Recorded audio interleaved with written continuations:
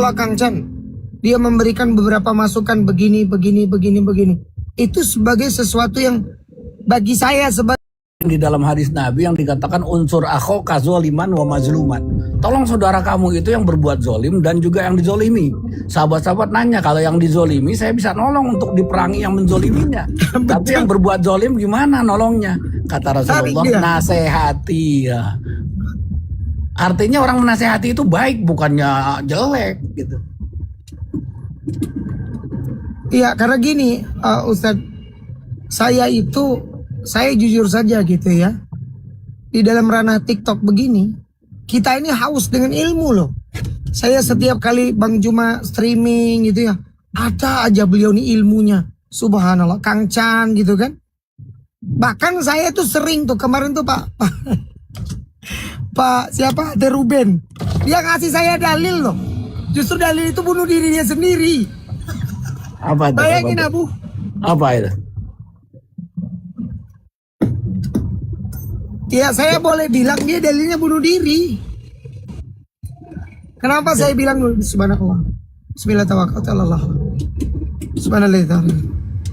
Jadi gini, dia bilang masalah penyaliban itu sudah dinubuatkan. Dia buka Amsal 6, 16, 17, 18. Lalu dia bukakan lagi kepada saya Mika 6 nomor 8. Bicara tentang penebusan dosa ini. Begitu dibuka datanya, dibalikkan lagi sama saya. Ini hati Ruben datang mengantarkan leher kepalanya kepada saya. Walah. Begitu Abu. Ayo. Jadi gitu, seorang muslim itu Masya Allah. Assalamualaikum Bang. Assalamualaikum warahmatullahi wabarakatuh. Waalaikumsalam Bang Al Kaifahad. Bu ini. El Castillo ini. Saya baru download itu apa namanya, Separia. Baru beberapa yang saya baca gitu ya. Apa websitenya, situsnya yang dibikin? Enggak, aplikasinya langsung. Iya sih, Bang El kan punya website khusus itu tentang Babel.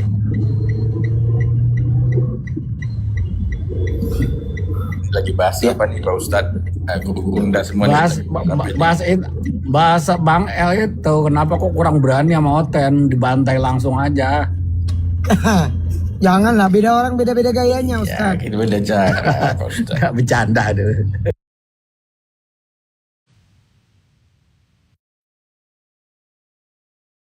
Memang betul-betul ilmiah itu. Jadi memang bahasanya ditangkap kemudian dikupas. Kalau saya ini model serampangan gitu. Hanya begitu, nggak usah dipuji-puji Pak Ustadz. Saya perlu dikritik. Kita bensin ngerti bahasanya nih. Ya dipuji. Waduh, itu Naruto tumancuan Kristen yang Tuan COD betul. Bisa ditemui di mana, di Shopee. Tok bisa pakai pay letter.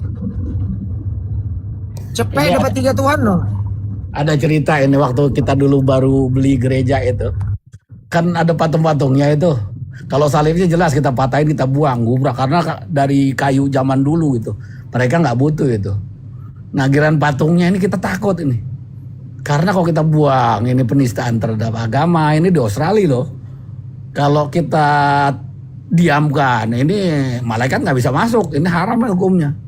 Akhirnya kita undang barbecue. Tetangga-tetangga yang kafir-kafir ini justru dia respect, dibawa pulang. Sejak jadi ada masjid itu semua tetangga-tetangga yang kafir-kafir ini itu respect sama kita. Kadang-kadang kalau Jumat nggak dapat parkiran, dia memberikan kesempatan, memberikan space untuk parkir di tempat dia. Masya Allah. Ya, alhamdulillah yang masuk Islam juga banyak tetangga-tetangga itu. Begitu Ustadz ya, Masya Allah. Iya. Ya kita kan memang nggak mau menghina ataupun Memprovokasi ya. Ya sembahan orang-orang lain gitu. Nggak boleh kan memang. Why not kita pulangin aja kan nggak apa-apa gitu. Saya sepakat begitu. Gimana nih Bang Dian? Semalam dia marah-marah dia. Siapa? Gimana ceritanya? Marah-marah kenapa? Siapa Ceritain. siapa? Bang Kastilo. Udah ngantuk beliau Pak Ustadz sebenarnya. Nah nih Pak Budi Asali, selamat pagi Pak Budi. Oh ini lawannya dengan Bang Kastilo nih, pakai data nih. Kalau dengan aku udah pernah marah-marah nih sama aku. Ya Lanjut. nanti kalau dia udah kehabisan ini metode, Bang Dian turun ludahin aja. Jangan gitu. Jangan, Oh, jangan. jangan, Oh ya. jangan. Kan Kang Cang Jangan, nih, jangan. lawan beliau nih. Ini sama Kang sekarang. Chan, tapi Kang Channya lagi ini nih, Lagi sholat. antar Oh, anaknya. Antar anak. Salam Pak kenal Budi Budi apa kabar Asali. Pak Budi? Salam Pak Budi kenal. apa kabar? Nanti sama senior saya nih. Sehat Pak Budi? Ya lumayan. Suaranya kok Silakan dinaikkan Suaranya- ini Bang Kastilo atau ini apa? Loh, Abu kalau saya Ibrahim. nanya ini aja sama Pak Budi. Pak Budi, satu pertanyaan ya.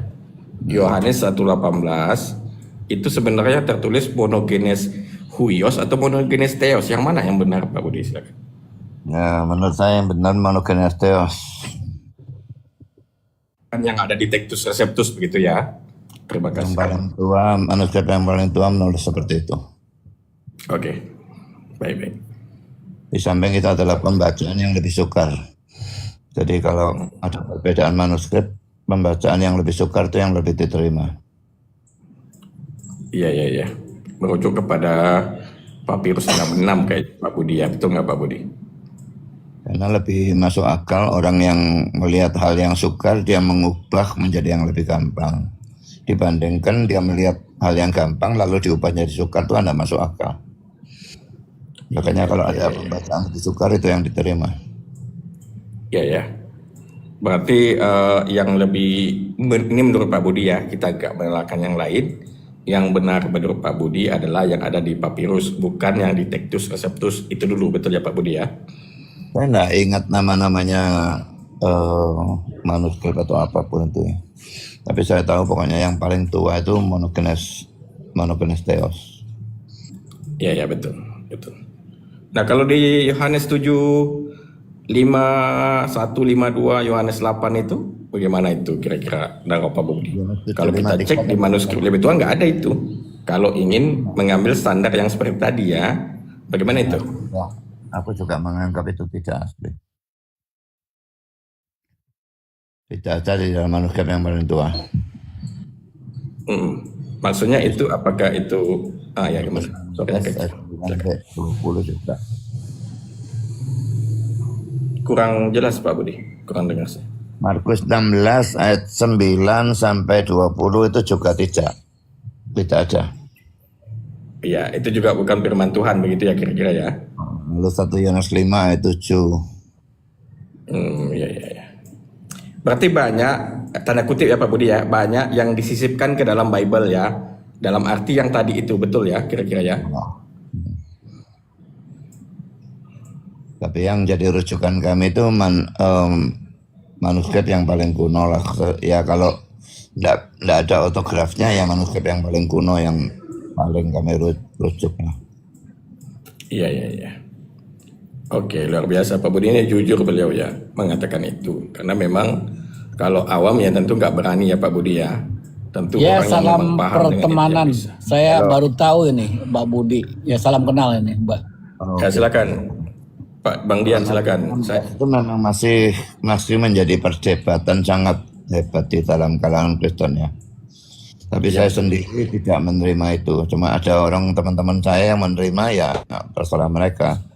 Karena itu memang perdebatannya sangat hebat lah Markus 16 itu. Iya Tapi betul. kalau saya itu bukan. Karena gaya bahasanya itu beda ya. Bagi orang yang ngerti bahasa Yunani itu tahu mestinya gaya bahasanya mulai Markus 1 ayat 1 sampai Markus 16 ayat 8a. Itu beda dengan Markus 16 ayat 9 sampai dengan Markus 16 ayat 20. Ya gaya bahasa berbeda itu jelas yang menulis berbeda. Betul. Terima kasih. Betul. Terima kasih Pak dulu kejujurannya ya. Izin sebentar Pak Budi, saya ini sebentar, saya jeda sebentar ya. Silakan lanjut. Ikhwan bila dibawa bantu tap-tap layarnya ya. Masya Allah. 81 juta mata memandang, kurangi nolnya. tap layar kita belum 5.000, bantu dong. Biar kondusif ini. Ya. Ayo bantu tap layar nih, ikhwan fillah. Bantu tap layar terus kejar goceng 5.000. Ayo bantu. Lanjut semuanya Pak Budi sama Bang Castillo atau Abu. Bantu ya tap layar Iwan bilang ya. Kalau saya Satu ini lagi. nggak Gimana, banyak silakan, Pak. paham tentang Bible ataupun kitab suci. Tetapi yang saya tanyakan ini adalah prinsip daripada agama itu sendiri, yang namanya agama yang dibawa para nabi-nabi, itu semua sama di dalam hal yang disebut teologinya, yang disebut akidah kalau dalam Islam gitu. Kemudian yang berbeda adalah syariatnya. Ini estafet ini. Yang mana estafet para nabi itu disusulkan dari nabi ke nabi, itu ketika para pengikutnya udah mulai sesat gitu. Udah mulai membangkang. Bani Israel kan memang sukanya membangkang begitu gitu. Nah, dalam hal itu dikatakan dalam Al-Quran bahwasannya setiap kali datang nabi yang baru, kemudian enggak sesuai dengan hawa nafsunya, la tahwa anfusukum mustakbartum fa fariqon kadzabtum wa fariqon taqtulun. Sebagian mereka dustakan, sebagian para nabi-nabi itu dibunuhnya. Nah, ini memang wajar jadi sebuah nabi lah. Bangunan agama itu dari awal sampai sekarang sampai yang akan datang itu adalah estafet. Jadi untuk menyempurnakan pola hidup dengan aturan-aturan yang spesifik, kemudian dikembangkan melihat daripada komunitas ataupun besarnya sebuah komunitas populasinya. Jadi aturan hidup itu di zaman Adam jelas sangat sedikit karena memang masalah kekeluargaan. Nah, udah mulai besar sekapalnya Nabi Nuh gitu. Nah, itu udah mulai ada aturan-aturan, nggak boleh menggambar, nggak boleh syirik dan sebagainya. Menyembah orang-orang soleh itu nggak boleh. Nah, kemudian berkembang lagi di zaman Nabi Ibrahim, ada Namrus, ada pembakaran patung-patung dan sebagainya.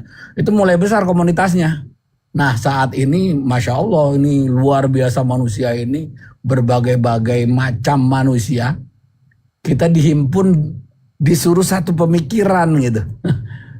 Cuma saja memang kolonialisme ini yang merusak, bahwasannya dia punya aturan yang mana agama harus dimarginalkan. Nah, ini bertentangan dengan Islam. Nah, di Kristen itu bagaimana Pak Budi ini? Apakah ada aturan hidup bermasyarakat ataupun ya paling nggak perlu bernegara lah. Nanti kalau bernegara larinya kayak model zaman The Dark Ages abad ke-8. Jadi sampai ke masyarakat lah gitu, undang-undang bertetangga, aturannya, bernikah dan sebagainya. Bagaimana itu Pak Budi? Makasih. Ada. Seisi rumah adalah musuh. Kristen yang tanya ya? Bukan ahli Bible. Oh, iya. Bukan Kang Chan itu, Pak Budi itu orang baik itu ya. Pak Budi baik ini, silakan dijawab Bang Budi.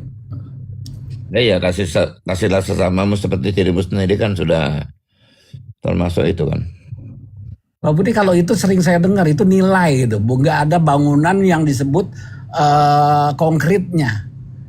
Semua agama hampir sama itu, disuruh berbuat baik. Kalau dalam Islam ini rahmatan lil alamin.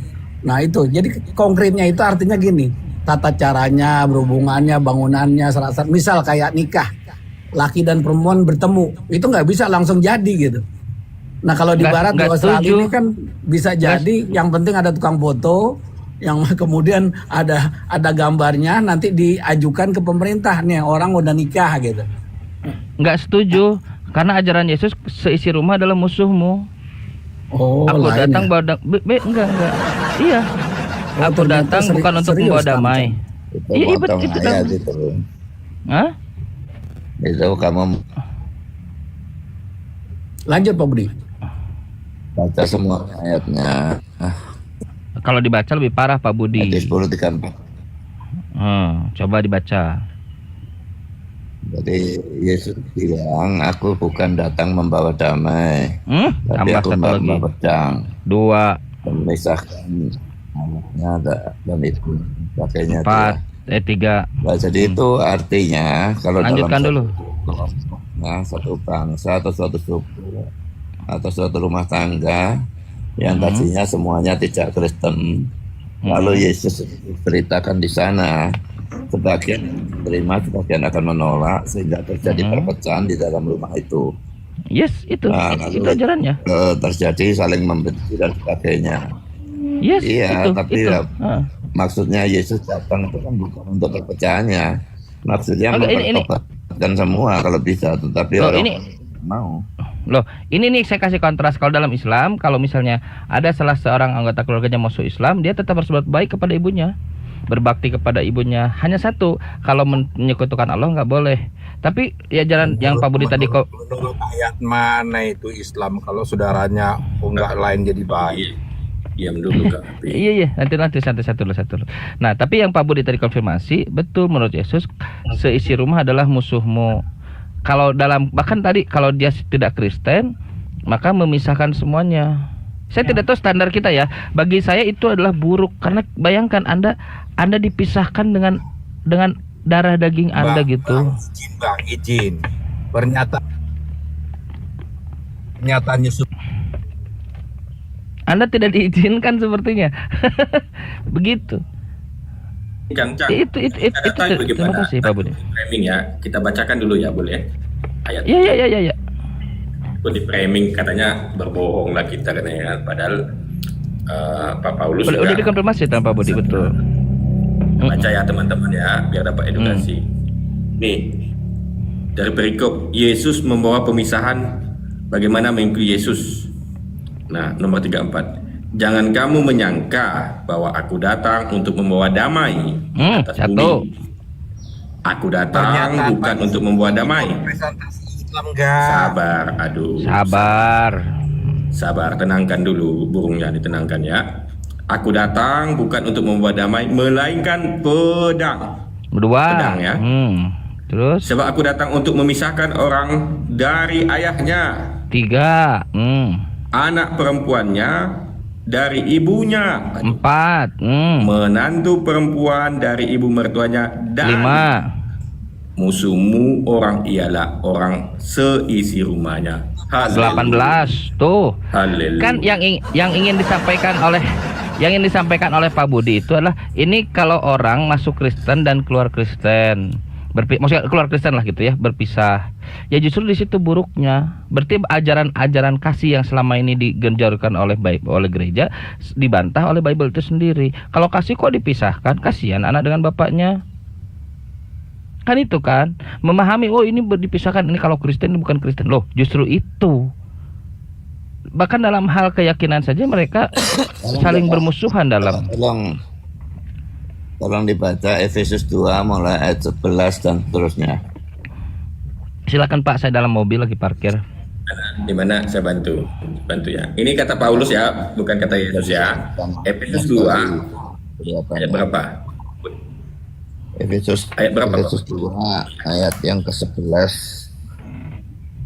dan sampai 8 sampai jangan panjang-panjang lah Pak Budi. Sampai Wahyu 22. 18 lah. Sampai 18. Saya bacakan ya. Efesus 2 ayat 11 ya, betul? Ya. Oke. Dipersatukan di dalam Kristus. Ini perkataan Yesus atau perkataan Paulus, Pak? Paulus. Ya, betul.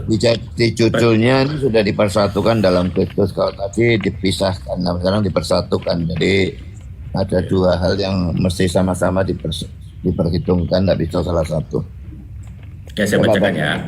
Kita hitung dua-duanya. Karena itu ingatlah bahwa dahulu kamu sebagai orang-orang bukan Yahudi menurut daging, yang disebut orang-orang tak bersunat oleh mereka yang dinamakan dirinya sunat, yaitu sunat lahiriah yang dikerjakan oleh tangan manusia.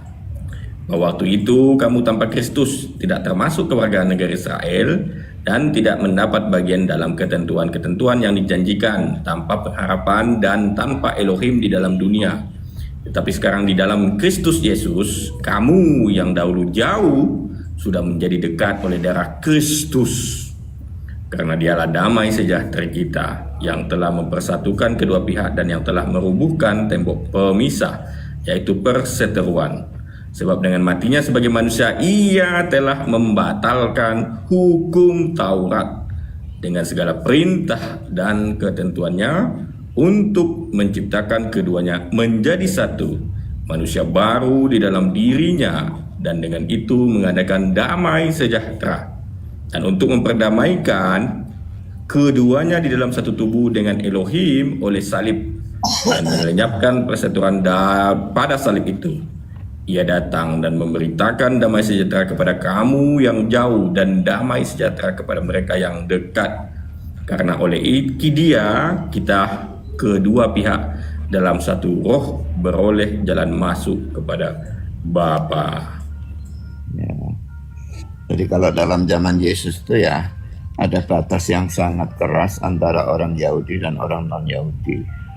Bahkan kalau orang non-Yahudi itu sudah memeluk agama Yudaisme, tempat mereka di dalam berbakti itu dibedakan dengan orang Yahudi yang asli. Tapi pada waktu Yesus datang dan menebus dosa, maka semua yang tadi yang dikatakan yang jauh itu non-Yahudi, yang dekat itu Yahudi. Nah, dua pihak itu dipersatukan karena kalau dua-dua percaya Kristus, dua-dua dipersatukan di dalam Kristus menjadi satu tubuh Kristus. Jadi kalau Ya tadi udah.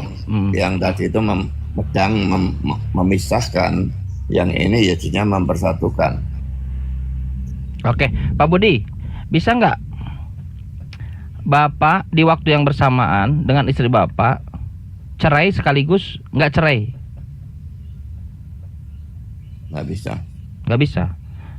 Tidak bisa. Kalau sudah pisah, sudah pisah. Kata Yesus tidak ada. Ya kalau kata Yesus pisah, ya pisah. Kalau kata Paulus bersatukan, memang itu ajaran Paulus, Pak. Kita sudah tahu betul. Ajaran Paulus. Sebentar. Sebentar lupa. Satu-satu dong. Kita ini kan sudah tahu betul, sudah paham betul ajaran Paulus ini, ajaran yang ingin menggabung ajaran yang ingin menggabungkan semuanya antara Yahudi dan non Yahudi. Anda buka KPR 1925 kalau tidak salah, bahwa aku menjadi Yahudi untuk orang-orang Yahudi, aku menjadi orang non Yahudi untuk orang non Yahudi. Aku hidup. Kita bacakan ya. Kita bacakan. Iya, sebentar. Kita kasih poinnya dulu. Lalu dibuka nanti bantu Ahi ayat-ayatnya. Nah, aku menjadi orang yang hidup di bawah hukum Taurat untuk yang hidup di bawah hukum Taurat, dan menjadi orang yang bukan hidup di bawah hukum Taurat untuk orang yang bukan hidup di bawah hukum Taurat. Hanya untuk memenangkan mereka. Kalau Yesus ajarannya yang benar ya benar, yang salah. Kalau Paulus enggak, semuanya masuk aja ke situ. Semuanya masuk. Kamu ngawur lagi nafsirnya. Coba baca silakan Ahi datanya. Silakan kita baca datanya. Ya, Pak Budi dulu ya, boleh ya Pak Budi ya. Kita baca datanya ya. Ya, dibacakan dulu. 1 Korintus pasal 9, 19 hingga 20. Baca sebelumnya jangan paru-paru gitu. Sabarlah Pak Budi, sabar, tenang dulu. Lah iya kalau dibaca separuh ya gak karu-karuan. Sabar Pak Budi ya. Jangan macannya kayak jadi apa? Jangan jadi kucing gitu ya, kan macannya. Sungguh pun aku bebas terhadap semua orang. Aku menjadikan diriku hamba dari semua orang, supaya aku boleh memenangkan sebanyak mungkin orang. Nah, ayat 20. Demikianlah bagi orang Yahudi, aku menjadi seperti orang Yahudi, supaya aku memenangkan orang-orang Yahudi. Bagi orang-orang yang hidup di bawah hukum Taurat, aku menjadi seperti orang yang hidup di bawah hukum Taurat. Sekalipun aku sendiri tidak hidup di bawah hukum Taurat. Supaya kan? apa? Ya, supaya aku dapat memenangkan mereka yang hidup di bawah hukum Taurat. Jelas. Itu ajaran dasar ya. Itu ajaran dasar dari kekristenan, bahwa kalau Paulus itu ingin menggabungkan orang Yahudi dan orang di luar Yahudi dalam konsep ketuhanan, dalam konsep divinity of Christ, dalam konsep penyaliban. Itu ajaran dasar. Yang kita tadi permasalahkan adalah ketika Pak Budi mengatakan Kristen ini ajaran kasih dari Hong Kong. Ajarannya kejam begitu dari Yesus. Itu yang saya bilang, nilai aja, nggak ada bentuknya, konkret. Konkretnya ada, kasihlah pemerkosa istrimu. Yes. Doakan dia. Yes. Yes. Inilah alasan kenapa Ya. para pendeta, para scholar Kristen, termasuk Pak Budi, pendeta besar yang sudah lama, mereka jarang sekali berani untuk berdialog secara offline. Nggak berani mereka. Saya berapa puluh kali, kamu belum lahir aku sudah diskusi offline. Ya kan kalah. Iya. Kalah? Iya kalah. Aku tidak pernah satu kali kan balah. Pak Budi mengatakan 1 Yohanes 5 nomor 7 itu adalah bukan firman Tuhan. Di situ kekalahannya Pak Budi. Orang-orang Itu abad 6 kekalahan. Alkitab Lah. itu sekalipun ada perubahan-perubahan dan kesalahan-kesalahan itu tidak akan mengubah doktrinnya maupun ajaran moralnya. di situ KO-nya. Tunjukkan kalau ayat itu ada atau tidak ada, doktrin Kristen bisa berubah apa enggak? Berubah lah. Orang Kristen 60 ribu denominasi kok. Gimana Pak Budi nih? Tunjukkan ayat itu loh, kalau ada atau tidak ada, berubah doktrinnya atau enggak? Berubah, banyak yang tobat jadi Islam.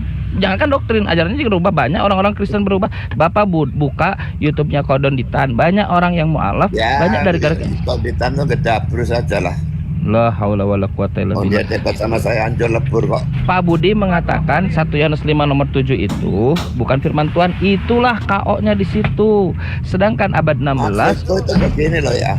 Ayat itu ada atau tidak ada, itu kan digunakan untuk mendukung Tritunggal. Ayat itu ada atau tidak ada, iya kan nggak ada ayatnya Pak. bisa mendukung doktrin Allah Tritunggal. Jadi doktrinnya tidak berubah. Apakah ayat itu ada atau tidak ada? Sekarang saya tanya Pak Budi meyakini Tritunggal tidak? Ya, Mengimani Tritunggal tidak? Pak Budi? Ya. Person. Oke, Tritunggal itu didapat dari Bible atau di luar dari Bible? dari Bible. Mana datalnya? Tunjukkan satu saja. Konsepnya ya, bukan diksi Tritunggal, bukan kalimatnya, tapi konsepnya. Ya, itu Coba saya ingin dengar nih jawaban dari seorang Pak Budi Asali nih. Konsep Tritunggal dalam Bible. Coba. Ayat 19 kamu baca. Ah. Ya Bapak baca silakan. Jangan bilang nama itu single jadi satu nama. Coba bacakan. Memang itu kok. Ya bukan itu yang ditanya. Tritunggal itu. Coba definisikan Tritunggal dulu dari Pak Budi. Tritunggal itu apa? Tadi satu hakikat. 3 pribadi? Satu hakikat. Oke. Hakikat Yesus apa? Hakikat itu zatnya. Ini bukan itu yang ditanya. Hakikat Yesus apa? Hakikatnya roh. Roh. Kalau manusianya Tuhan bukan? Manusianya bukan Tuhan. Bagus. Di dalam Tritunggal ada yang bukan Tuhan. Manusianya tidak termasuk dalam Tritunggal. Manusia Yesus tidak termasuk dalam Tritunggal. Ya. Tidak termasuk. Kolose 2 nomor 7, di dalam jasmaninya kepenuhan seluruh ketuhanan. Gagal itu ayat. Dalam jasmaninya loh. Yang gagal itu kamu artikan apa? Di dalam apa yang Pak Budi di sedang kata-kata secara jasmania itu menunjukkan kemanusiaannya. Justru ayat kepenuhan itu apa? adanya Kepenuhan Allah dan manusia dalam satu pribadi. kepenuhan kemanusiaan atau kepenuhan ketuhanan?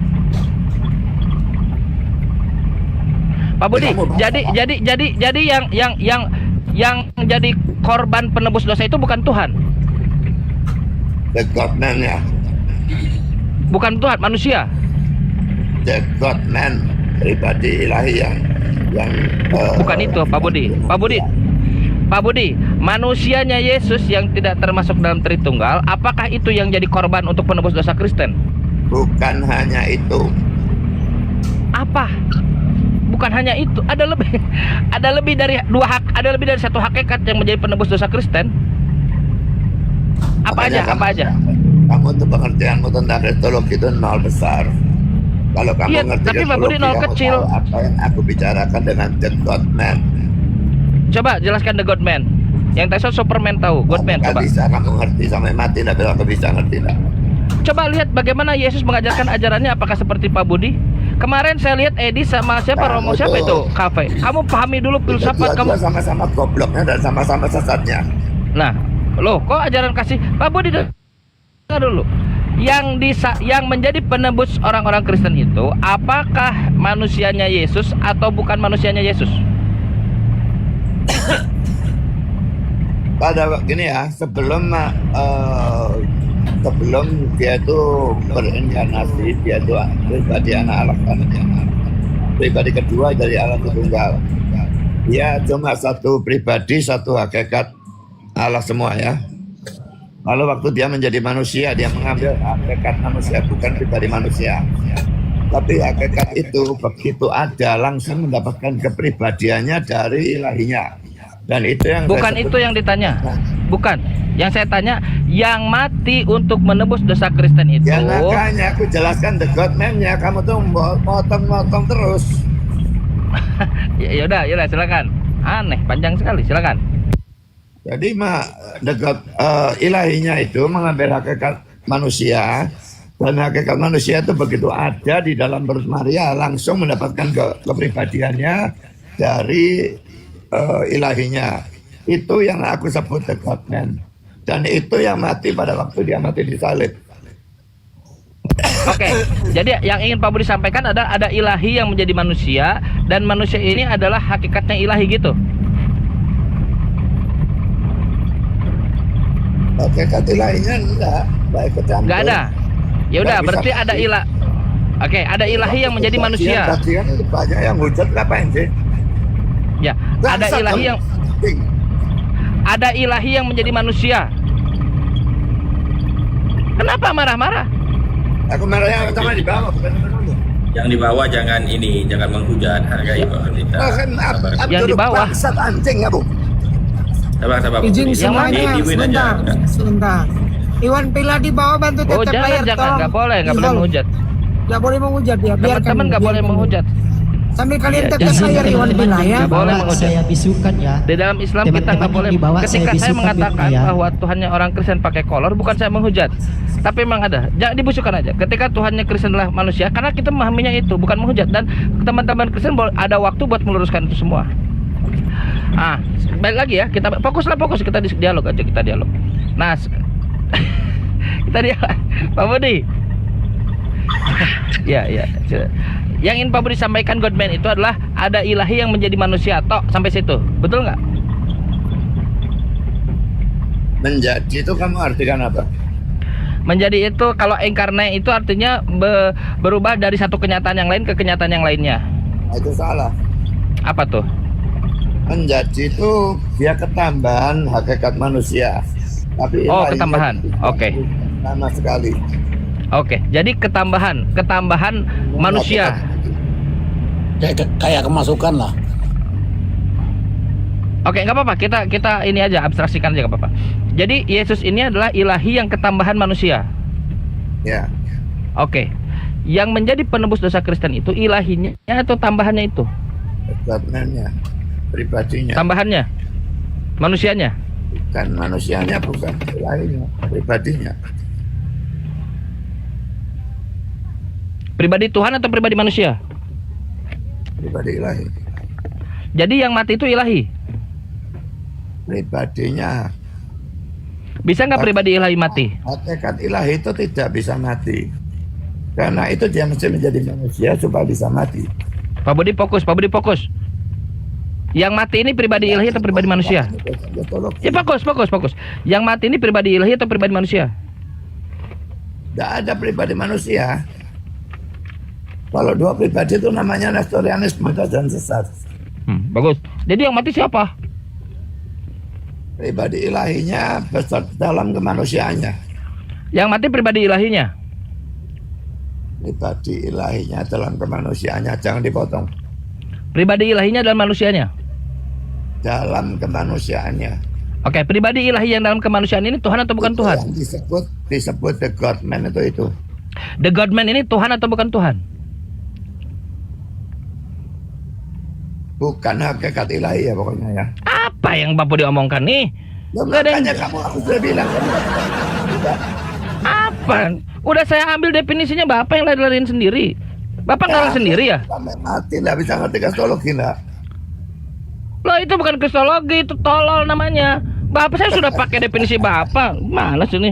Pak, dengar dulu Pak. Yang mati buat orang-orang Kristen itu Tuhannya atau manusianya? Atau Tuhan yang menjadi manusia? Aku sudah bilang the God-man. Jadi the God-man mati. Ya.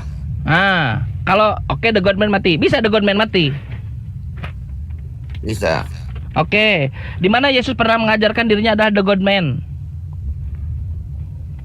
Ya, tertulis secara eksplisit tapi dari Secara gabungan ayat. implisit. Kita memang kita memang inilah pesimistik ya. eksplisit. Nah, implisit. Yohanes 1:14 itu. Nggak ada Yesus di situ. Maksudnya kan firman itu adalah Allah. Oke, Ayat bagaimana? 14, firman itu menjadi manusia. Oke, di nomor Maka 13. itu tidak Oke. boleh diartikan berubah menjadi. Oke, ngerti. Nomor 13-nya di situ sebutkan orang-orang. Nah, bagaimana Pak Budi menyelesaikan masalah ini? Orang-orang yang diperanakan bukan dari Tidak ada urusannya dengan ayat 14-nya. tidak ada urusan dengan 14-nya. Ayat 13-nya itu berhubungan dengan ayat 12 yang orang yang menerima. Sebelum itu ayat 11 itu orang yang menolak. Coba coba dielaborasi 12. Kita buka dulu. 12, 13, 14. Bentar, saya multi dulu ininya. Gimana Kang Cang? Saya bantu. Yohanes 1, 12, 13, 14. Ajaran Pak Budi tahu itu Helenistik filosofik, apa filosofi Helenistik. Bagaimana Pak Budi merespon itu? Aku coba tahu itu firman Tuhan. Aku tak peduli. No. Pak Budi tahu di NASB, New American Standard Bible, secara terang benderang di situ disebutkan bahwa itu adalah Helenistik filosofi. Coba tunjukkan. Akhi bisa bantu nggak? Antum buka Bible Hub atau apa gitu ya, lalu tulis NASB, kasih komentarnya. Boleh. New American John Standard 1 Bible. ya. John 1 ya. Iya betul, yang satu. Oh iya. Sambil iklan Saya dulu buat yang di bawah ya. Saya besarkan ya. Sebentar, Izin saya izin besarkan. semua. Sebentar izin. Buat rekan-rekan yang di bawah, tolong dibantu kejarkan 10K dong. Dikit lagi dong yang muslim di bawah, ikhwan fillah. Dibantu dikuatkan komal hostnya. Tap-tap layar yang punya lop orange boleh absen. Lanjut. Ayo bantu ya. Gas. Ya, bantu.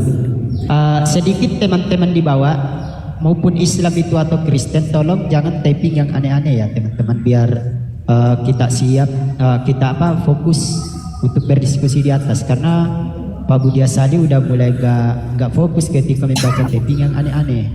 Nggak apa-apa. Teman-teman kerjasamanya. Pak Budi ini beliau udah malang menteng di debat, jadi dia tahu betul mana framing, mana substansi. Pak Bovi, mungkin di Google itu dicari gini, kalau mau ke Bible Hub boleh John 1:1 terus keywordnya itu berarti Hellenistic Philosophy, NASB, New American Standard Bible, bisa langsung ketemu situ.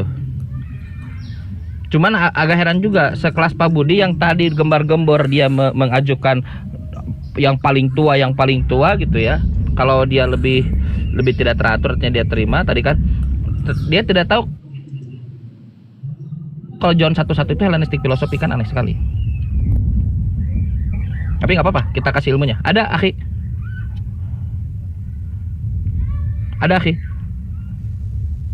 Saya gimana caranya ini ya? Cuma nggak kelihatan. Izin kita buat satu layar ya teman-teman. Kang Chan, boleh kita buat satu layar? Iya, buat satu. Iya, itu udah. Ada? Itu mute-nya dibuka akhi. Bofa. Dibuka mute-nya.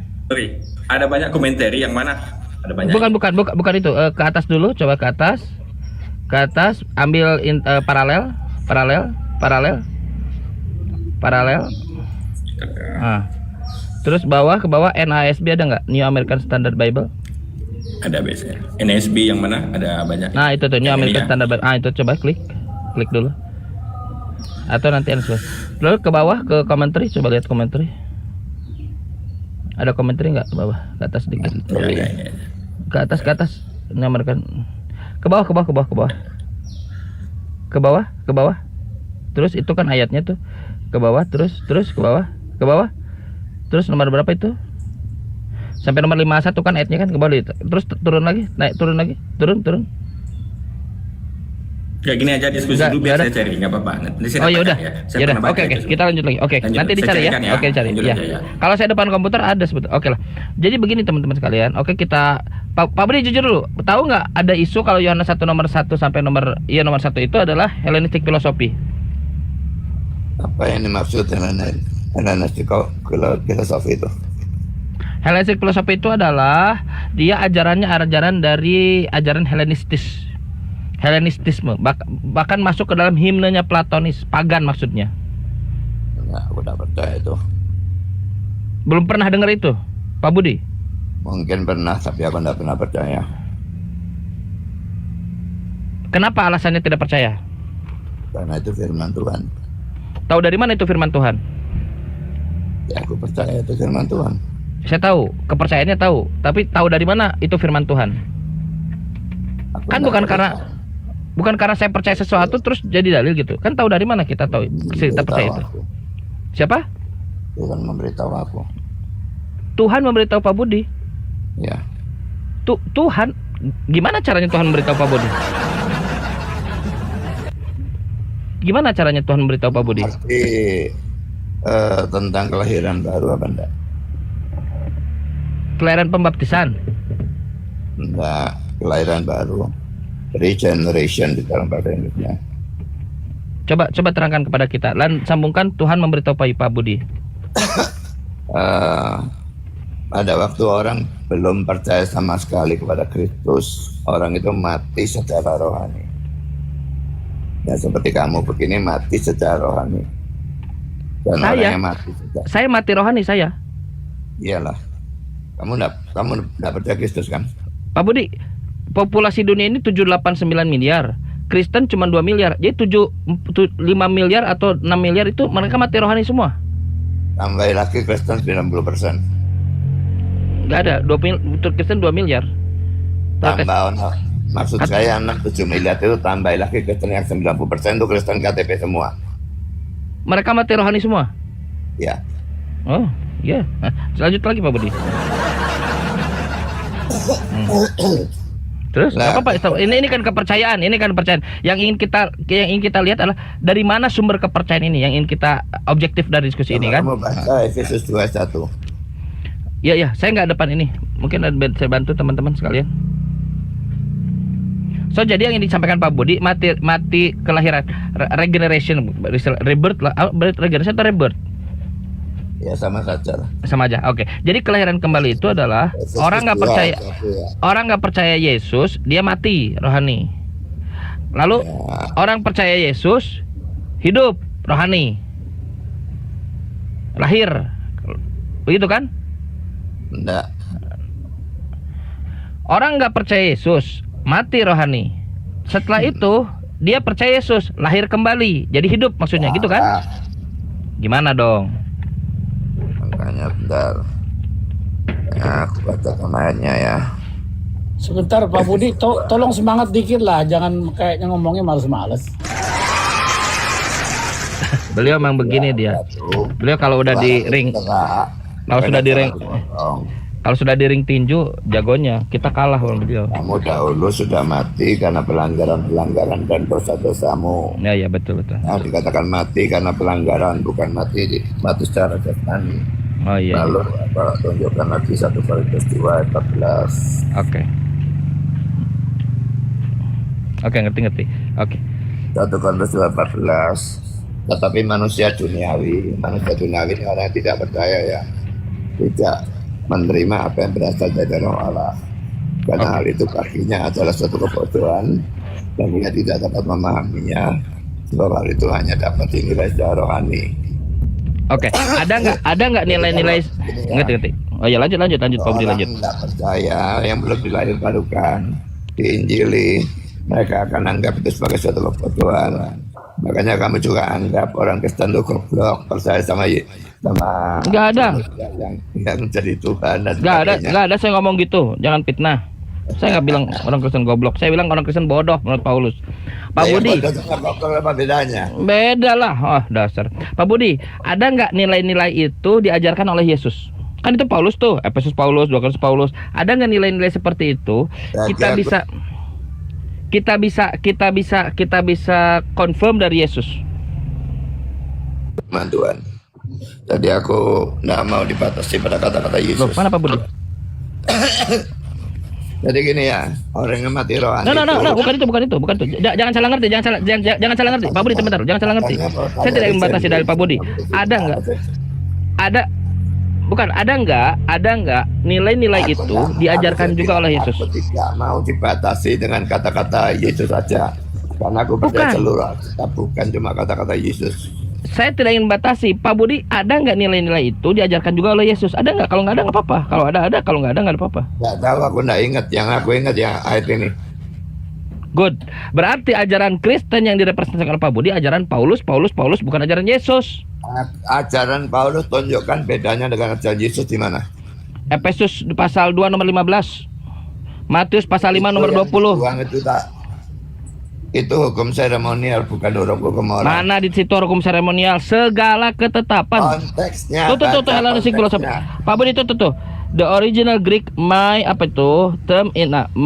understanding is, however, that logos is a specific technical term, Hellenistic philosophy, bukan dari Yesus. Nanti saya japri sekaligus dengan artikelnya supaya Pak Budi memberikan dapat pemahaman lebih, tidak hanya langsung dari satu referensi. Balik lagi, Pak Budi, kata Yesus, selama langit dan bumi belum lenyap, tidak ada satu titik pun yang ditiadakan. Sebentar, saya lihat itu keluar. Masih ada lagi. Itu moral. Iya, bentar dulu Pak Budi, kenapa menambahkan? Pak Budi ini kena malapetaka dia. Kata Wahyu 22, jika kamu menambahkan sesuatu yang tidak ada dalam buku ini, kamu kena malapetaka. Nanti kudisan gimana kalau kudisan kurap?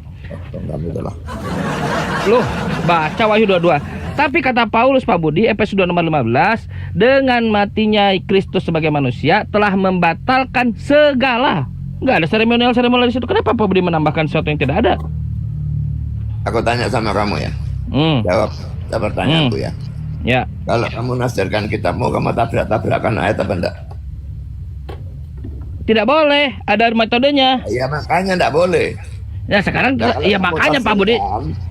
Kalau kamu tafsirkan Efesus 2:15 dan Matius 5:17 sampai 19 itu dalam arti yang sama hukum Tauratnya. Makanya itu Pak, tabrakan ayat dan makanya menafsirkan itu salah. Makanya Pak Budi diberi waktu untuk menjelaskan kepada kita di mana di situ ada seremonial, di mana di Matius 5 itu ada moral, di mana? Kalau Bapak baca Matius pasal 5 itu di bawahnya malah terkait cerai. Ya Pak, komen enggak karuan, enggak blokir semua tanpa kecuali. Komen. Pak Budi jangan abaikan komen. Susah ngendalin komen itu. Banyak orang. Biarin aja. Ya, aku pokoknya Dilakban, ngomong HP-nya enggak dilakban karuan, hitam enggak aja. blokir. Sementara yang komen tolong jangan personal. Ada 207 di bawah. Komen Boleh kita jadi yang matikan, komen ini teman-teman. cuma Nggak apa-apa. provokator. Komen kita matikan ya, biar nggak ada yang komen-komen. Nah, ini Ya anggaplah kita bisa provokator itu. Dimatiin. Parah. Nah, mantap, Iya. lanjut. Ini udah mantap ya, nggak ada alasan lagi untuk kemana-mana. Silakan. Dan Pak Budi Kejam Asali. sekali. Iya. Iya, Pak Budi diberi waktu sekarang untuk menunjukkan di mana moralnya, di mana seremoninya. Kalau Pak Budi baca Matius pasal 5 itu kan di bawahnya seremoni semua tuh, terkait cerai, terkait kasihlah musuhmu, kau pipi tampar pipi kanan pipi kiri, kasih pipi kiri kan. Terus apalagi tuh terkait dengan kawin. Seremonial gimana? Matius 5 itu justru moral. Nah, makanya loh, coba definisikan dulu seremonial itu apa? Yang maksud seremonial itu? Seremonial itu yang bersifat upacara. Seperti Pernikahan, sunat, pernikahan pasca, perkawinan termasuk tidak?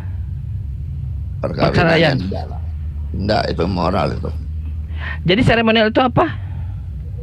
Sunat. Seremonial yang bersifat hukum upacara, misalnya berdosa sembelih binatang. Sembelih binatang, Sunat, oke. pasca, najis, Oke. tahir, larangan makan. Apa? Larangan makan. Makanan. Larangan Jelas. makan, oke. Nah, itu cuma dihapuskan sejak kematian Kristus. Oke. Perkawinan bukan? Enggak, itu moral. Pemberian jubah, kalau kamu punya jubah diberikan jubahnya bukan? Moral itu. Moral. Oke, jadi terbatas pada 3 aspek aja seremonial itu: sunat, makanan haram, sama apa tadi satu lagi? Najis, tahir. Mentahirkan, oke. Imam, bait Allah, hari raya Yahudi, banyak moral itu, seremonial Oke. itu banyak. Oke. Itu semua oke. dihapuskan. Oke, jadi yang dimaksud dengan Paulus segala itu bukan segala. Ya segala, tapi seremonial. Makanya aku tunjukkan konteksnya lah ya. Silakan, Efesus 2:15, tunjukkan konteksnya. Selalu perhatikan konteks. Silakan. Efesus 2 ayat 15. Yang komen apa komen itu? Yang mana kalau komen? Gak ada. Nggak ada ya. Aduh maaf. Saya Oh, baca iya. apa barusan? Iya. Di ayat 11-nya dari Efesus 2 itu bicara tentang sunat. Sunat itu seremonial.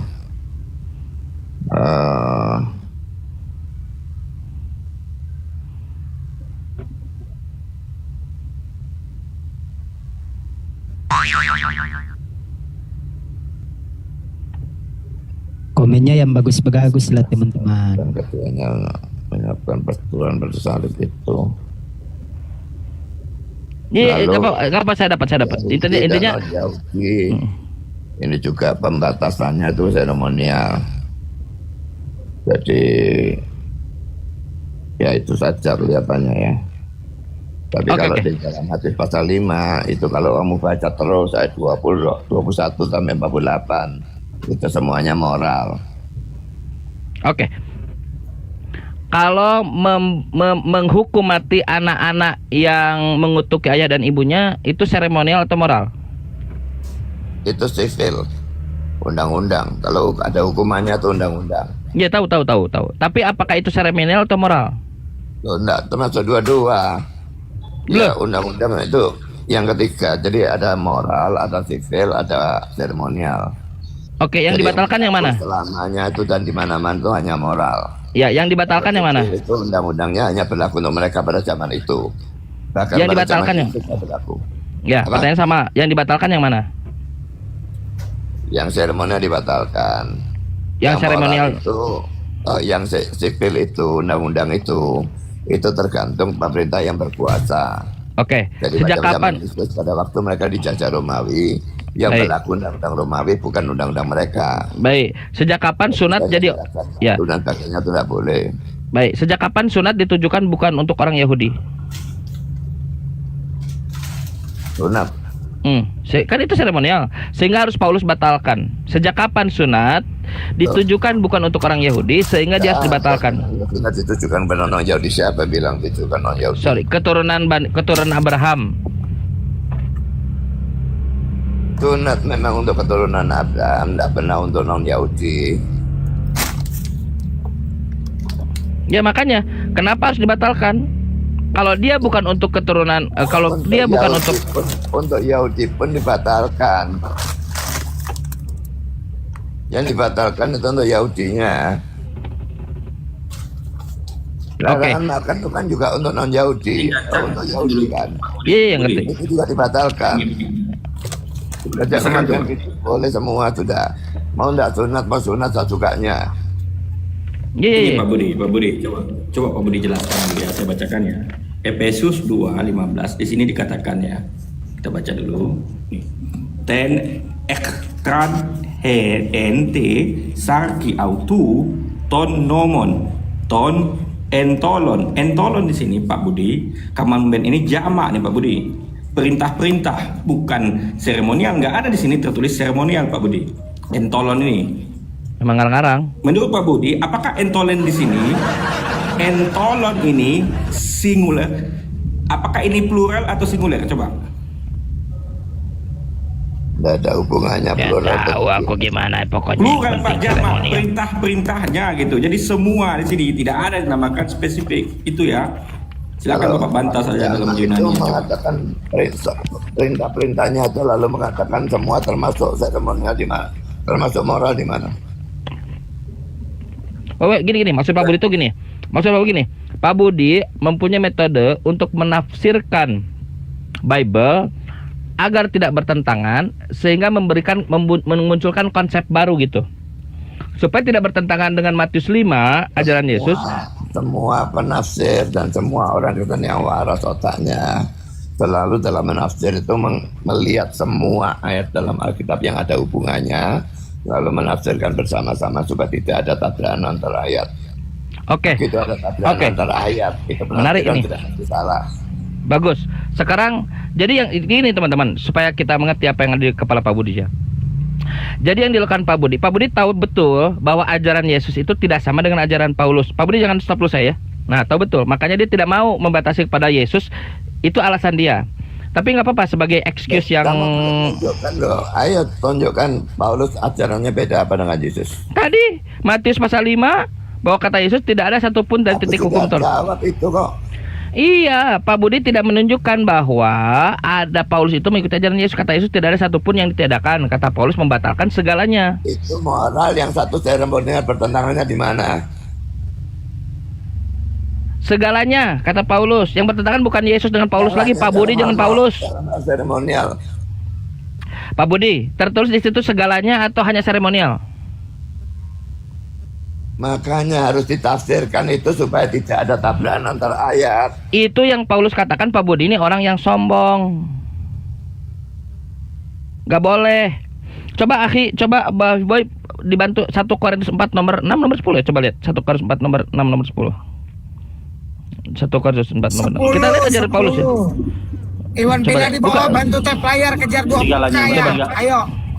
Bantu 1 Korintus 20 4 nomor 6 Maksudnya coba. segalanya itu segala. Maksudnya segalanya itu tidak segala segalanya. dari seremonial. Bukan 10, bukan 10, bukan. Nomor 6. Seremonial itu bukan. Enggak ada. Segala dari seremonial Ini itu, Bang. nih, kamu juga orang sombong dasar. Nomor 6. Mana? Ke bawah nomor 1 ke 4 nomor mana? Terus ke bawah, terus. Ke atas. Ah, coba baca nomor 6, nomor mana baca? Baca. Izin, Akhi, Bafi. Mute. Ya. Rendahkanlah dirimu. Saudara-saudara, kata-kata Itu ini tidak apa-apa aku ini. kenakan pada diriku sendiri dan Jadi pada kita apa-apa. Apolos. 1 Korintus 4 nomor 6. Ya. Pada Apolos sabar ya. Karena kamu supaya dari teladan kami kamu belajar. Apakah artinya ungkapan jangan melampau yang ada tertulis?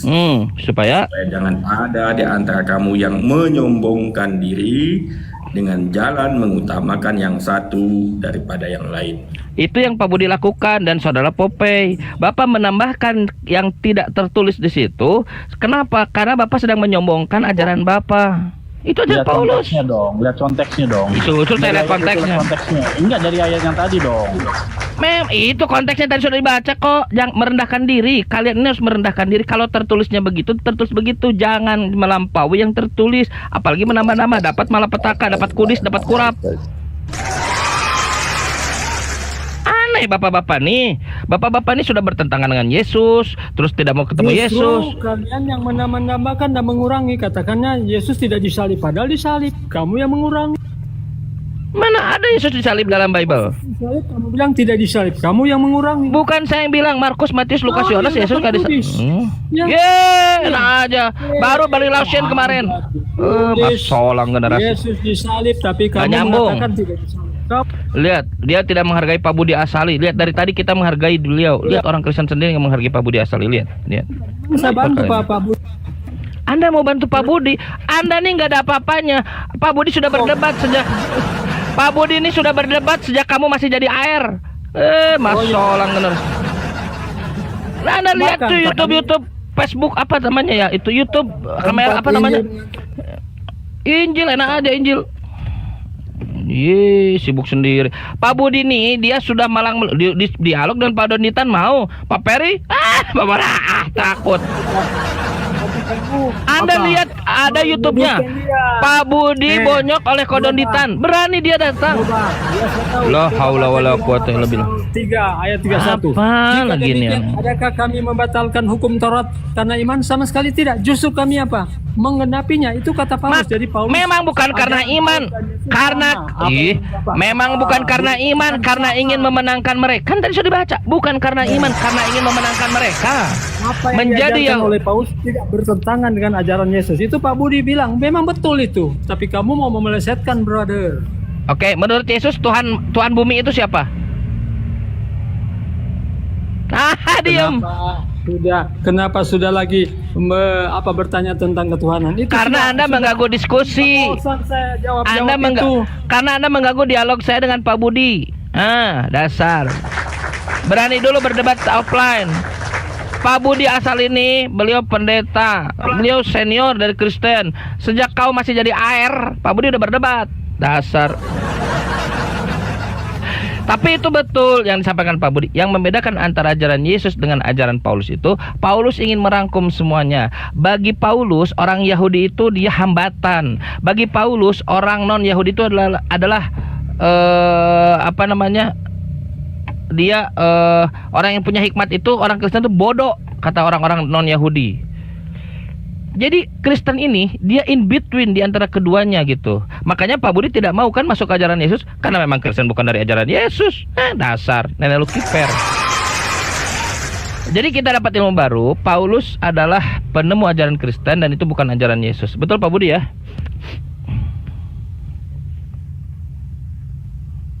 Oh kan betul. As-sukutu alamatu ridho. Diam itu tandanya setuju.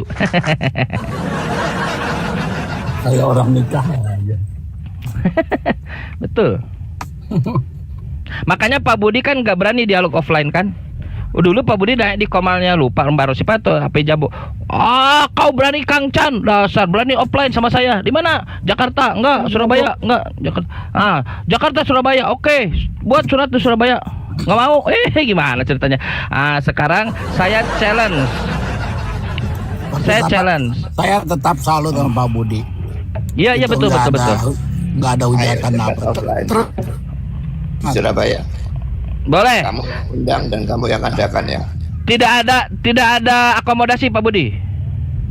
Nah, enggak berani katanya lah. Enggak, di tempat Iya, saya aja. datang. Saya Iya, kasih, sebentar. transportasi sama Sebentar. di sini. Sebentar Pak Abu Ibrahim, sebentar. Di Surabaya, saya organizer dengan teman-teman saya, tapi buat pembicara tidak menjanjikan akomodasi. Kalau ada. Kalau nggak ada, di Surabaya Pak, akomodasi buat apa? Oke, siap. Pak Budi, nanti saya WA, insya Allah saya akan koordinasi mungkin dalam waktu seminggu atau 2 minggu ini. Teman-teman, tepuk tangan dulu. Ya. Gimana Pak? 1 lawan 1. Oke, topiknya apa Pak? Topiknya penyaliban Pak. Paulus dengan Yesus beda ajaran apa enggak? Topiknya apa? Paulus dan Yesus beda ajaran apa enggak? Paulus, oh iya bagus, boleh. Siap. Oke. Siap. Paulus dan Yesus, saya catat ya. Bentar dulu. Paulus, nggak ada pulpen di sini. Kasih aplaus yang di bawah. Paulus dan Yesus satu ajaran atau tidak gitu ya? Ya, ajaran Oke, siap. Mantap. Itu bagus. Oke. Siap. Saya koordinasi mungkin perlu waktu 1 minggu 2 minggu di Surabaya ya Pak Budi ya. Nanti insya Allah dari teman saya ada yang DM Pak Budi, tolong nanti direspon. Oke. Akhirnya kan dipanas-panasin dapat juga hasilnya. Tapi benar kata orang tua kita Pak Abu Ibrahim, Pak Budi ini beliau baik. Orang baik, nggak boleh teman-teman, kita pun harus sama. Kalau kita ingin menunjukkan, kita harus lebih baik dari Pak Budi. Bagus beliau. Tapi dia jago tinju. Waduh. Pak Budi ada yang mau ditanyakan terkait Islam supaya adil, silakan Pak Budi. Ya, bentar ya. Aku sedang ada ya, bentar. Ya, sebentar saya juga ini jemput anak dulu sebentar. Izin. Ustaz Dian mungkin lanjut dulu Bang Bovi dan teman-teman. Udah saya tulis ya. Pak Budi versus Pak Chan, Paulus versus Yesus satu ajaran atau tidak? Mantap. Ada di grup ya. Silakan Bang Dian.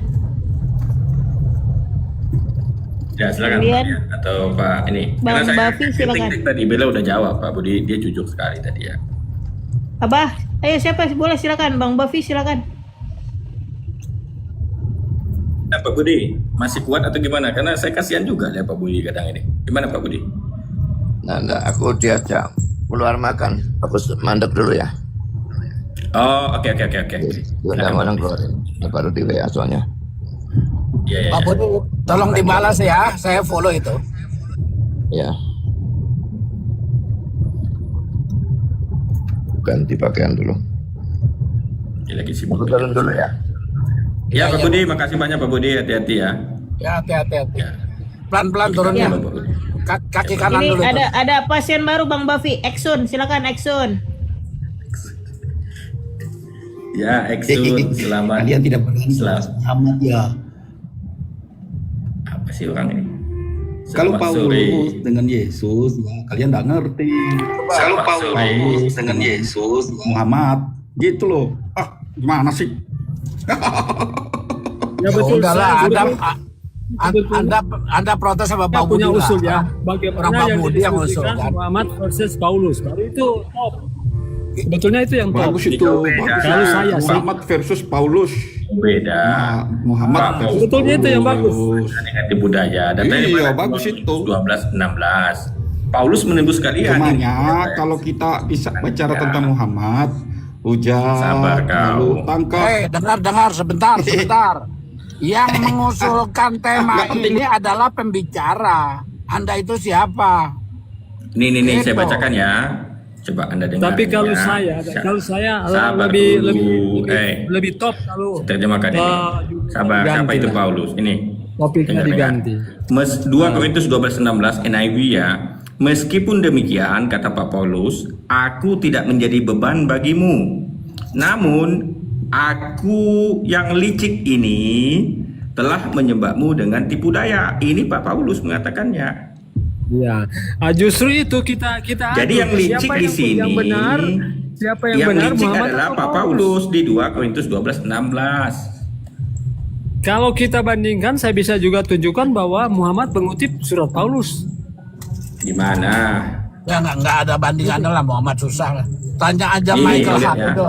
Di hadis Jelas di sini. Tanya orang Kristen Michael Hart. Jelas di sini Muhammad dikatakan apa? Paulus itu licik. Nah, coba apa kelicikannya ya? Nama Yesus saja nggak sebanding menurut Michael Hart. Iya, nih kita licikkan kalau Paulus ya. kalau kita mau jujur, coba anda sudah. buka hadis yang menggambarkan surga. Jangan saya Sesuatu suruh yang buka, belum gimana pernah sih Anda? dikutip oleh telinga. Di pikiran manusia itu dikutip oleh Muhammad surat Paulus. Ya jelas ini orang. Mabok kalau dia. 1 Korintus 29. Bentar Segala dulu. sesuatu yang belum Mbak dilihat Indah. oleh mata. Bentar dulu, Mbak Peri bentar. Mbak Indah, tadi ada rekamannya ya, Pak Budi siap dialog ya? Ada ya? Ada. Ah iya ya. Aku download. Silakan nanti. Iya siap. Makasih. Kang Jan, sebetulnya Iya, Pak topiknya Peri. yang lebih hot kalau misalnya Paulus versus Muhammad itu lebih top. Boleh, Tapi kalau- ajukan. Saya boleh ajukan. Pak Peri kapan dialog offline dengan saya Paulus versus Muhammad SAW? Boleh, ajukan kapan? Sebetulnya Saya itu dengar, yang- Pak Budi, Pak Peri bentar. Nanti tempat insya Allah di organizer tempat, tapi akomodasi enggak, belum tahu. Kalau tempat terus peralatan lah atau apa gitu ya, insya Allah di organizer. Pak Peri tidak perlu. Yang perlu Pak Peri lakukan, siap belajar yang baik di rumah. Siapkan topinya Paulus versus Nabi Muhammad SAW. Pak Iya, Peri ajukan itu. datanya kapan waktunya, tempatnya. Saya tidak bisa kemana-mana kecuali Bandung, Jakarta, Surabaya pun udah agak kepayahan untuk agenda ini. Pak Peri, saya undang Pak Peri dialog offline di Jakarta bulan depan, akhir bulan Saya- depan versus saya- Nabi Muhammad Bang. versus Paulus. Nggak Bang, punya saya duit. di Manado. Nanti Ya, saya di Manado. nanti Di saya Manado. kasih ongkos Pak Peri naik rakit dari sana ke Jakarta. Saya kira pesawat, kalau pesawat saya Najar pesawat. Iya. Mana Kalau ada. pesawat saya Mana? bisa.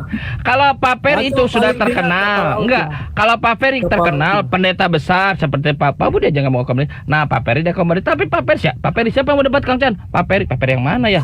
Pokoknya nggak kenal Pak Peri. Mana ada orang mau ngasih duit? Nggak ada. Kang Chan ngapain aku ngasih duit sama dia? Saya dengan Ngapain? Suma. Ngapain Saya aku sering ngasih? dengan Suma, Bang. Ngapain aku duit Suma, sama? Anda nggak pernah apa? Offline. Suma sudah pernah offline. Bukan Suma offline.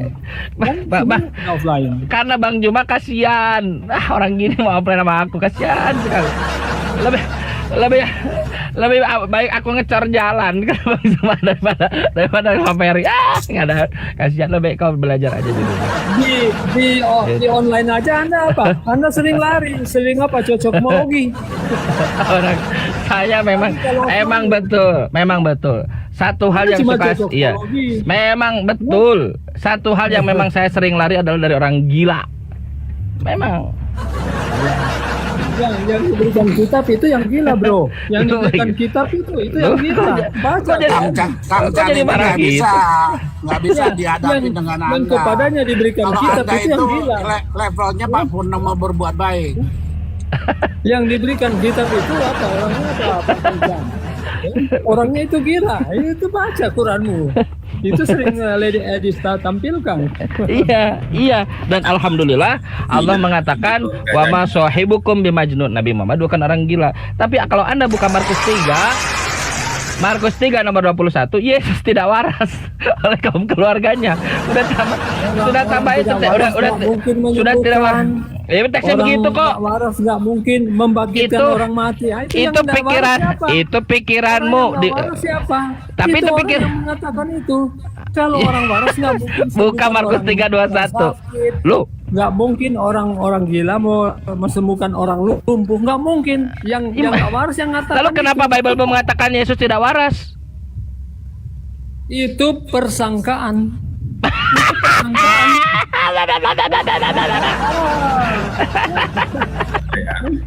Itu persangkaan. Tuh. Pakai. Itu. Itu Saya menghujatnya. Sakit, ya. Markus 3:21. Waktu kaum keluarganya, ini nyanyi besar nih ya, keluarga Yesus mendengar hal itu, mereka datang hendak mengambil dia. Artinya besar nih Yesus. Sebab kata mereka, iya ini besar Yesus ya, tidak waras lagi. Baca terus. Kenapa takut baca terus? Kenapa? Itulah Islam. Pertanyaannya siapa yang tidak waras? Baca lagi, Bang Bobi, coba baca lagi sampai Beljebul baca. Baca lagi sampai Beljebul baca. Nah, baca. Baca terus. Sampai Beljebul. Baca. Tambah kalau tambah baca tambah parah.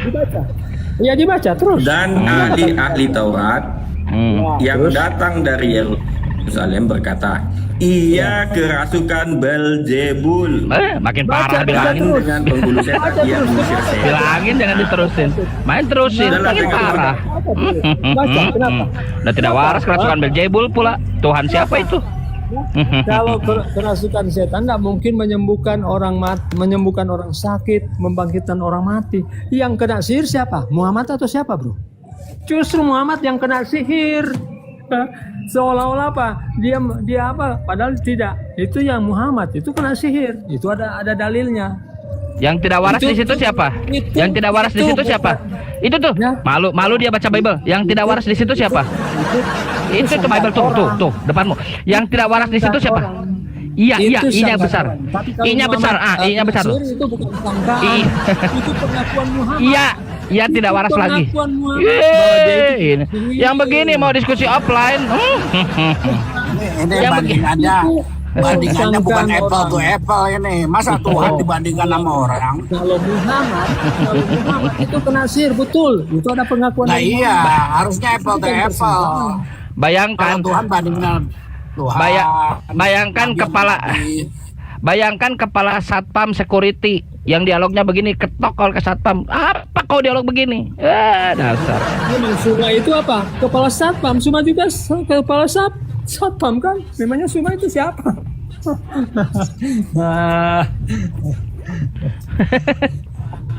Dia ini owner dari perumahan. Perumahan apa saya namanya? Owner. Terus ada lagi dia punya hobbit. Banyak dia. Orang kaya. Pak Peri punya apa? Pak Peri punya apa? Oh, punya ini presiden. Sedangkan Nabimu apa? Menggadaikan baju perangnya. Nabimu itu menggadaikan baju perang. Tuhanmu menggadaikan jubah.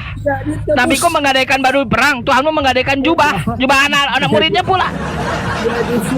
Nabi yang digadaikan oleh Nabi Kuni menggadaikan baju perang. Bayangkan, hebat. Tuhanmu Tuhan mau menggadaikan jubah. Tuhan mau ngambil keledai dari balik-balikin.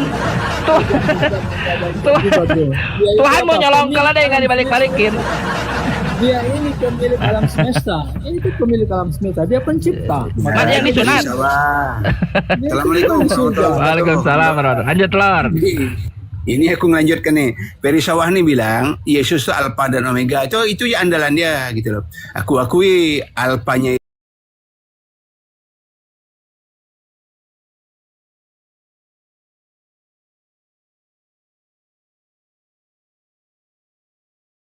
Kalau kau berdiskusi itu gini, ketika kau bertanya tentang Islam, kalau kau jawab itu, kalau kau nggak memahami itu wajar saja kau tak memahami, karena Al-Quran itu diturunkan dengan berbahasa Arab, dan kau menanyakan tentang surga.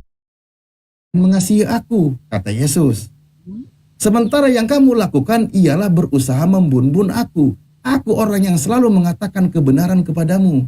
Perkataan ini tidak dimiliki oleh Abraham, kan gitu. Kamu melakukan keinginan bapakmu sendiri, kata Yesus. Nah, pertanyaan saya, bapak yang dimaksud oleh Yesus di situ siapa? Ya bapaknya, ya kan udah jelas-jelas bang. Kalau kamu menginginkan kehendak bapakku, ya pasti kau mengasihi aku. Karena kau menginginkan kematianku, berarti kau mengikuti ajaran iblis, kan kayak gitu bang. Jadi gini bang ya.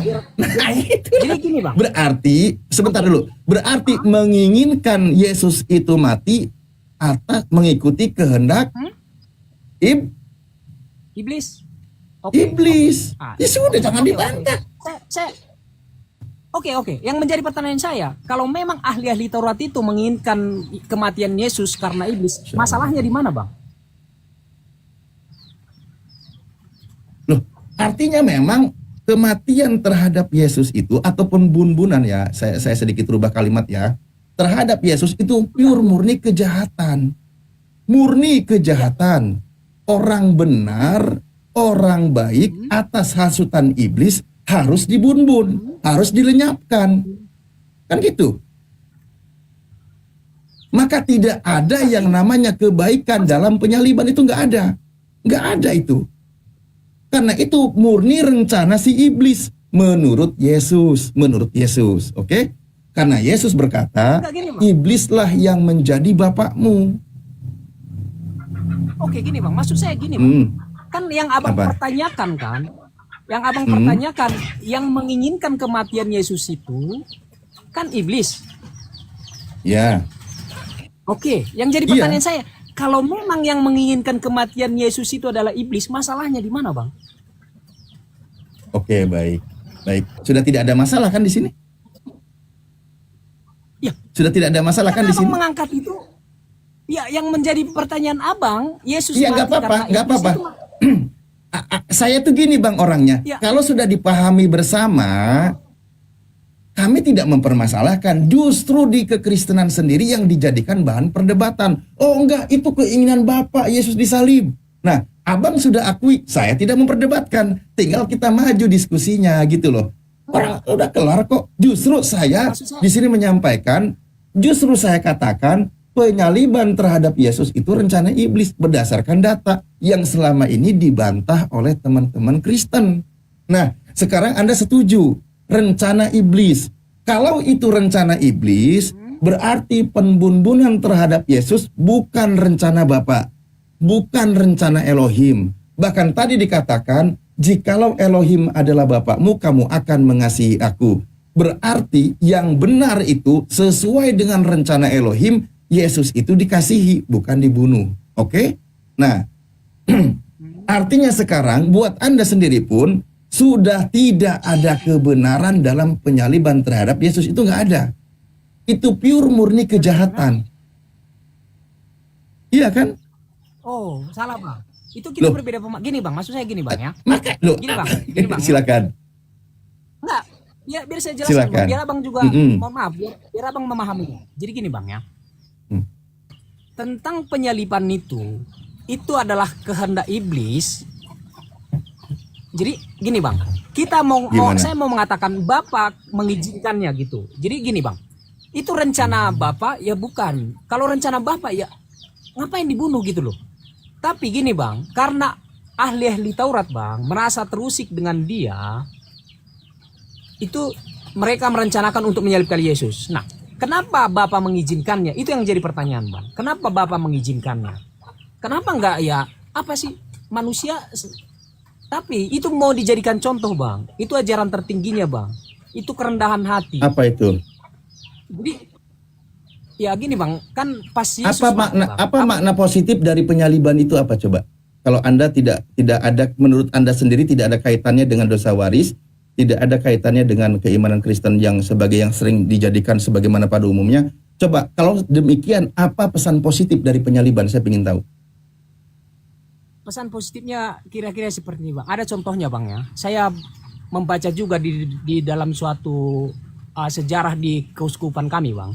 Keuskupan Agung Medan bang. Gini bang. Di satu saat bang, ada situ seorang imam yang bertugas di Aceh bang. Akhirnya dia ditangkap bang. Dia ditangkap. Akhirnya dia disuruh untuk meninggalkan agamanya itu, meninggalkan ajarannya itu. Tapi dia punya keyakinan bang. Yesus, kembali ke Yesus aja. Saya dengarkan. Yesusnya aja. Yesus, jangan ke yang lain dulu. Biar kita gitu, tidak bingung. Karena gini bang, mohon maaf ya. Cukuplah Yesus yang jadi contoh dan yang dijelaskan. Nggak perlu kita ngambil contoh yang lain. Kita akan paham kok. Oke bang. Ya.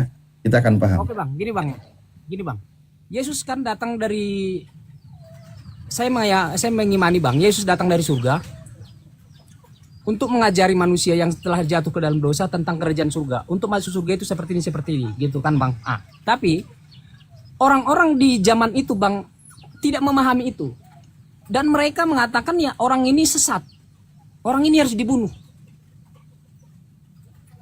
Ya, Yesus tidak mengapa itu, biar orang itu mengerti. Jadi sampai titik terendah itu. Tapi mohon maaf bang, kalau Yesus pada saat itu dia kabur, tidak menerima apa keinginan orang-orang itu, ya itu beda hal. Tapi itu ajaran tertingginya bang, kerendahan hati. Dia mengajarkan sampai dia nyawanya pun, ya oke. Iya, silakan. Kalau masalah tentang kerendahan hati, ajarannya, totalitas, itu para nabi semua sama bang.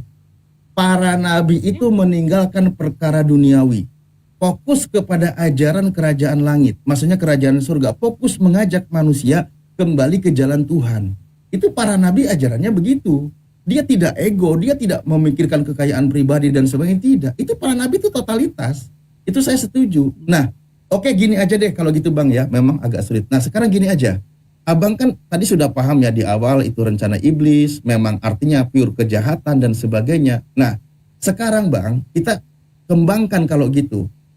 Menurut abang, ada Yudas pengkhianat, ada Yesus orang baik. Secara aturan Tuhan, yang layak untuk dihukum terkutuk itu Yesus atau Yudas? Saya hanya menjawabnya seperti ini bang. Kita kan ini berpikir secara manusia bang. Jadi Petrus juga bang. Yesus kan mengatakan, aku harus ke Yerusalem. Aku harus menanggung banyak hinaan dan aku akan disalibkan. Betul. Para nabi Bani Israel itu banyak kayak gitu, dan orang-orang Israel itu suka membun-bun para nabi. Itu kata Yesus. Jadi bukan cuma Yesus. Enggak, maksudnya gini bang. Ada Yesus orang baik yang tidak bersalah. Ada si pengkhianat namanya Yudas, mengkhianati orang baik. Nah, secara hukum Tuhan, ini hukum Tuhan yang berlaku, yang layak untuk dihukum atau yang dikutuk itu orang baik, Yesus atau Yudas si pengkhianat.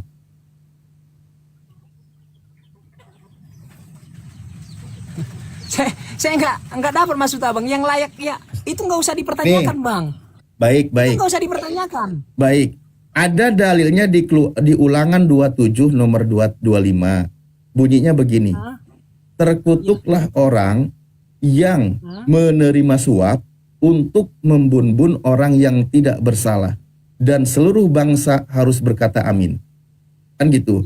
Jelas kalimatnya, terkutuklah orang yang menerima suap untuk membunuh orang yang tidak bersalah. Itu terkutuk, hukum Tuhan. Oke? Nah sekarang ada Yesus yang tidak bersalah, ada Yudas si penerima suap. Yudas penerima suap ingin membun-bun Yesus. Nah berdasarkan data yang tadi firman Tuhan itu, maka yang terkutuk di situ adalah Yudas. Sepakat? Terus gimana? Sepakat? Bang? Mau yang Nah, ya, mau yang baik. Kalau Anda sepakat, ketika ada ayat kalimatnya terkutuklah orang yang digantung di atas kayu salib, maka itu layak diberikan kepada Yudas. Betul? Terus? Nah, kenapa jadi diganti Yesus?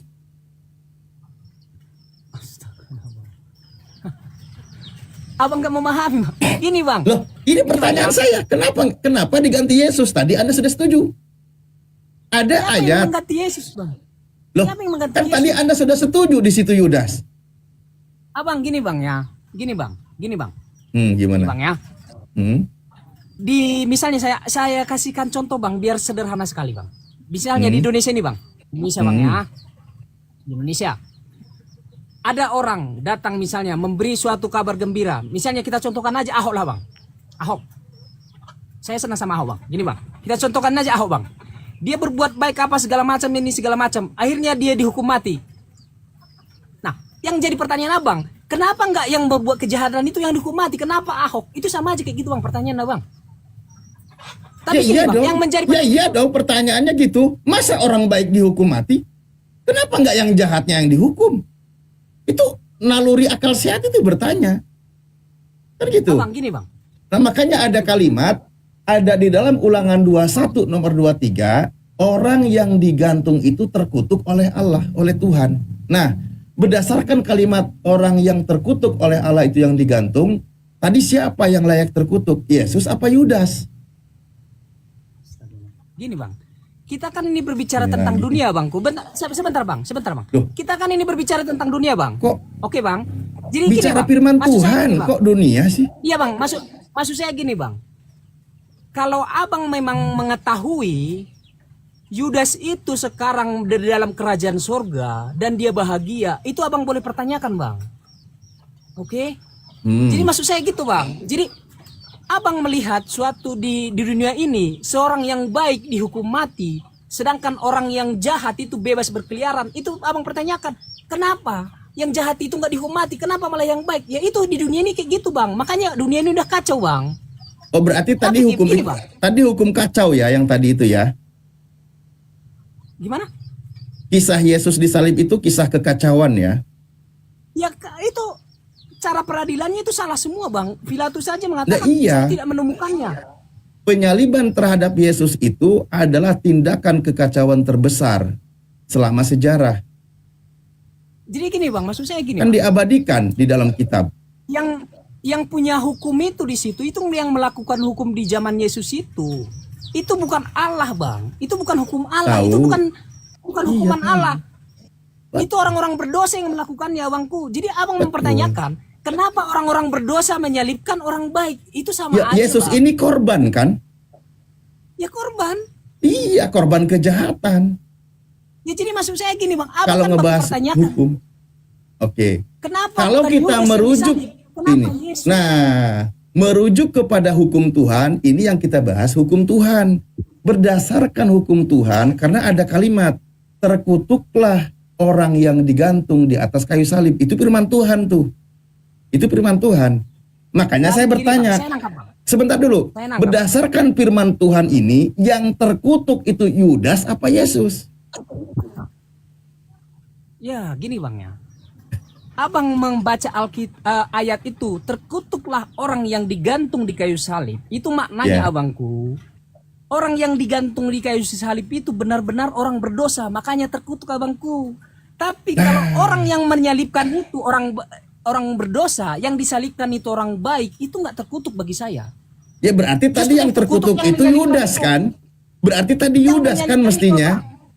itu Iya. Berarti tadi yang terkutuk itu adalah Yudas karena Yudas yang berdosa. Gini, Bang, dalam penyaliban Yesus bukan Yudas doang. Ahli-ahli Taurat juga terkutuk. Iya, tahu kan? Iya, Gini, Bang, tahu. gini, Bang ya. Dari mana Abang tahu Yudas itu tidak terkutuk? Dari Lah, mana? kan dia mengkhianati Yesus berdasarkan firman Tuhan tadi. Dia menerima suap, dia dirasuki iblis, dia membocorkan keberadaan Yesus. Penerima suap itu terkutuk di hadapan Tuhan. Terkutuklah orang yang menerima suap. Suap itu terkutuk. Suap itu harus dijauhi. Itu firman Tuhan. Tidak boleh diikuti. Nah, ketika ada kalimat terkutuklah orang yang digantung di atas kayu salib, maka itu sangat layak diberikan kepada Yudas karena dia pengkhianat.